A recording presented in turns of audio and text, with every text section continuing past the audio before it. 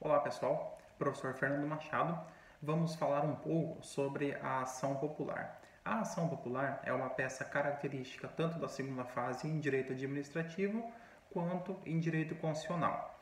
É uma das peças talvez mais fáceis de se identificar, basicamente por dois motivos. Primeiro é a legitimidade ativa. Necessariamente a ação popular ela depende da comprovação da inscrição eleitoral e da quitação das obrigações eleitorais por parte do autor.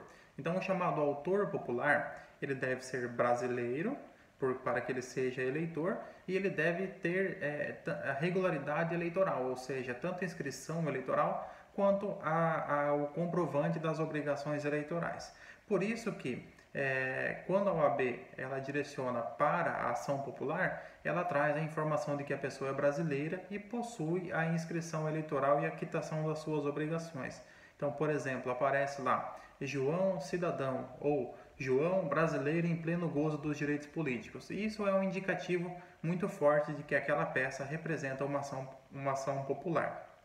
A outra forma de identificação da ação popular é com relação ao seu conteúdo. O objeto da ação popular ele é muito delimitado. Ele se refere a anulação de ato administrativo lesivo ao patrimônio público, à moralidade administrativa ou ainda ao meio ambiente. Então isso faz com que a ação popular seja muito fácil de ser identificada. Então, o conceito de ação popular. O que significa ação popular? A ação popular ela é um remédio constitucional cujo objetivo é a impugnação de ato lesivo ao patrimônio público, ao meio ambiente ou à moralidade administrativa. Esse é o conceito de ação popular. A ação popular ela tem algumas regras específicas com relação ao seu procedimento. Por exemplo, a contestação na ação popular ela é de 20 dias, então representa uma regra específica com relação à regra dos 15 dias do Código de Processo Civil. Então é importante que o aluno tenha atenção com relação a alguns requisitos específicos.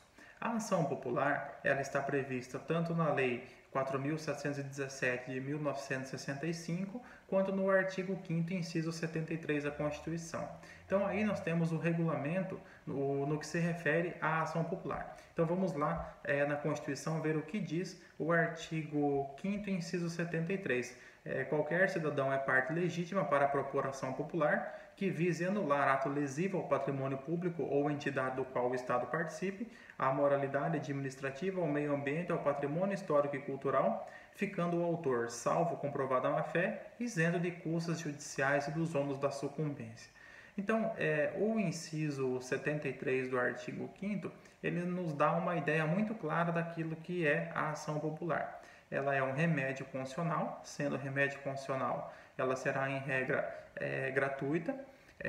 Será obrigatório o pagamento de custas apenas no caso de comprovada má-fé, ou seja, aquela ação popular no qual o autor ele ajuiza de forma a prejudicar uma determinada autoridade pública ou um agente público. Então, comprovada a má-fé, ele poderá ser condenado até o décuplo das custas. Não havendo má-fé, então presume-se que a ação de boa-fé ela não gera o dever de pagamento de custos e honorários por parte do autor popular. Por outro lado, se julgada procedente a ação popular, ou seja, se o autor popular é o vencedor, o requerido, então a parte ré na ação popular, que pode ser tanto a pessoa jurídica quanto um agente público que tenha dado causa ao ato administrativo lesivo, ele deverá sim pagar os honorários sucumbenciais ao advogado do autor popular. Outra questão também importante com relação à ação popular é quem pode ser o polo passivo, ou seja, quem é o réu na ação popular. Poderá ser qualquer pessoa jurídica, União, Estado, Distrito Federal ou municípios, ou ainda empresas públicas, sociedade de economia mista, fundação, autarquia, qualquer pessoa jurídica integrante da administração pública, direta ou indireta. A aplicação da ação popular ela é muito ampla, justamente porque o seu objetivo principal é justamente coibir a prática de atos lesivos contra o patrimônio público, moralidade ou patrimônio ambiental. Então, por isso que a sua aplicabilidade com relação ao polo passivo é bastante estendida. A ação popular A própria lei, ela traz algumas questões bem interessantes. Por exemplo, se verificarmos lá no artigo, no artigo 5º da ação popular, nós temos ali a possibilidade no procedimento de concessão de liminar, uma vez que, conforme o parágrafo 4º, na defesa do patrimônio público é possível a concessão de liminar, a suspensão do ato administrativo lesivo ao patrimônio público. Outro ponto importante se refere à participação do Ministério Público. Como a ação popular ela se destina à defesa do patrimônio público, é obrigatória a participação do Ministério Público. Ele será então intimado para participar da ação popular. E ele pode ter uma outra participação também. Caso o autor popular desista da ação popular ou não adote medidas necessárias para o desenvolvimento da ação popular já iniciada, o Ministério Público deverá então assumir. Então ele tem um papel, além de fiscal da lei, ele pode subsidiariamente assumir a posição do autor popular, daquele que iniciou a ação, mas não terminou.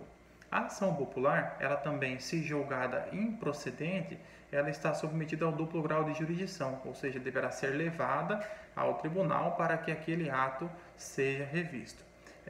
Então, para trabalhar com ação popular, é importante verificar tanto o que diz o artigo 5º, 73 da Constituição, que amplia um pouco o objeto da ação popular, por exemplo, no que se refere à moralidade e ao meio ambiente, tanto utilizando a lei específica. É uma ação considerada relativamente fácil, tranquila, por quê? Porque a própria lei ela delimita tanto a competência quanto o processamento, quanto as regras específicas. Então não existe assim grandes dificuldades com relação à elaboração de uma ação popular. Com relação à competência, é importante mencionar que não há a chamada prerrogativa de foro ou foro privilegiado na ação popular. Então, as regras de competência da ação popular serão as regras de competência comuns. Por exemplo, ainda que seja contra o presidente da República, a ação popular não será distribuída no STF, no Supremo Tribunal Federal. Ela será distribuída de acordo com as regras de competência da Justiça Federal, por exemplo, na Vara Federal ou na seção judiciária da localidade do autor popular. Então, especificamente com relação à ação popular, não incidem aquelas regras de foro privilegiado ou de prerrogativa de função. Então, elas seguem as regras normais de competência. Uma ação popular, ela deverá ter na sua identificação o endereçamento, seguindo aquelas regras do artigo 319 do CPC, então o endereçamento dela, cuja competência se apura de acordo com as regras normais, a qualificação do autor e do réu. O autor necessariamente é requisito obrigatório que na OAB e tanto na prática da ação popular que haja a indicação da situação eleitoral e da nacionalidade do autor popular, porque esse é um requisito indispensável para o processamento da ação. Então deverá haver essa indicação na qualificação do autor. E com relação ao réu, no polo passivo da ação popular podem estar tanto a pessoa jurídica quanto os agentes públicos responsáveis pelo ato administrativo. A ação popular, inclusive, ela traz uma situação bastante interessante, que é a possibilidade da pessoa jurídica ela deixar de contestar a ação popular de forma a auxiliar, então, o autor popular a chegar ao ato administrativo praticado pelo agente público. Então, a pessoa jurídica ela pode sair da condição de ré e colaborar com o autor, visando então o esclarecimento dos fatos e a possível impugnação daquele ato administrativo praticado por seu agente público que tenha agido então de má fé, que tenha agido na ilegalidade. Então, endereçamento, qualificação de ambas as partes, seguindo o artigo 319, inciso 2º do CPC. Na sequência, os fatos, identificando ali quais são os motivos, os acontecimentos fáticos que levaram ao autor a ajuizar aquela ação, e na sequência a fundamentação jurídica, que trará então a causa de pedir, ou seja, o cabimento da ação popular, quais são os atos impugnados e qual é a relevância jurídica daqueles atos, identificando o porquê que eles devem ser impugnados, qual é o prejuízo efetivamente que eles trazem. Nos pedidos, então, é necessária a citação dos réus, a intimação do Ministério Público, eventual produção de provas, que é admitida na ação popular, diferente do mandado de segurança, a ação popular admite produção de provas.